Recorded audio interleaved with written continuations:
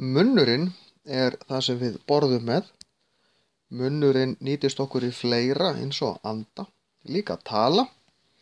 En í munninum nokkrir hlutir sem hjálpa okkur til við þegar við borðum mat. Þar til dæmis tennurnar, ef við teiknum þær einhvern veginn svona. Þær ekki allar eins, við erum með framtennur sem klippa matinn í sundur, jaxla út í hliðana sem mylja matinn niður og svo erum við með augntennur þarna á milli sem svona blanda af hvoru tveggja. En það sem sagt hlutverk munnsins, það að mylja matinn niður í smærri einingar.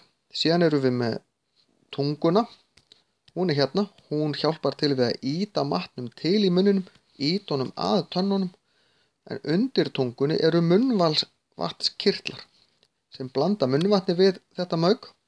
Það svo að sé þægilega að kyngja því. En í munnvatninu eru líka lífhvatar, ensím, sem byrja örlítið að brjóta niður sérstaklega einfaldar sykrur sem geta þess vegna komist ansi hratt út í blóðið. Þess vegna strax í munninn. En síðan fer gumsið hérna niður og niður í vélindað og þaðan niður í maga.